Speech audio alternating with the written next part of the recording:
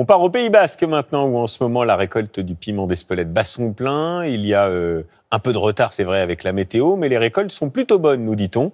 Et une fois ramassés, débute le travail de cordage et de séchage des piments, dont certains seront ensuite cuisinés par les grands chefs de la région ou d'ailleurs, ou en famille, autour d'une traditionnelle piperade. Comme nous le racontent nos correspondants David Basile, ils ont suivi tout cela pour nous avec Thierry Breton. Sur un coteau bien exposé au sud, voici le plus célèbre piment de France.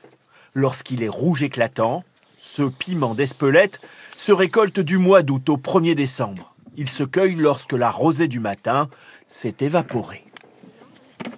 Si on le ramasse mouillé, on a tendance à les tâcher avec les mains et voilà, on le salit tout le temps, quoi. Que là, il ressort brillant et voilà. Rapporté d'Amérique du Sud par les conquistadors, cultivé depuis le XVIe siècle au Pays Basque, le piment d'Espelette possède aujourd'hui une appellation d'origine protégée. Ici, on est à Espelette. Donc pour l'AOP, on a une zone de 10 villages. On a à peu près 200 producteurs. Donc nous, on cultive ici à peu près 25 000 pieds. Dans les villages basques de l'appellation, une fois récoltés, les tresses de piment sont suspendues aux façades pour permettre le séchage autant que pour décorer. Alors, ceux-là sont beaux.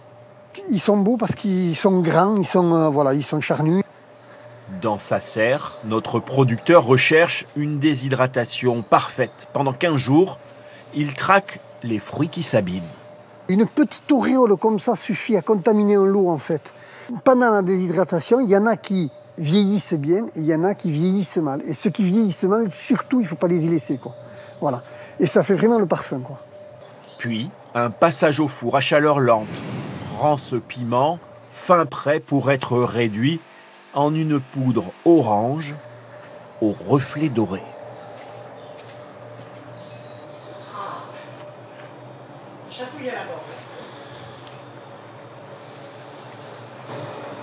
Magnifique.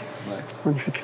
Le piment est dans tous les potagers du Pays Basque et dans celui du chef étoilé Xavier Isabal, qui perpétue dans son village d'Aïnoa le plat traditionnel, la piperade.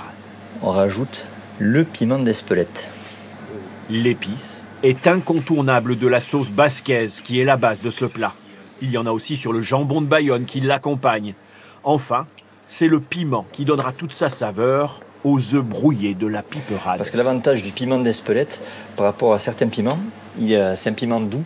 C'est-à-dire qu'il est doux, puis après, hop, on sent sa puissance comme un poivre qui vient derrière en deuxième bouche, en deuxième palais. Piperade signifie plat de piment.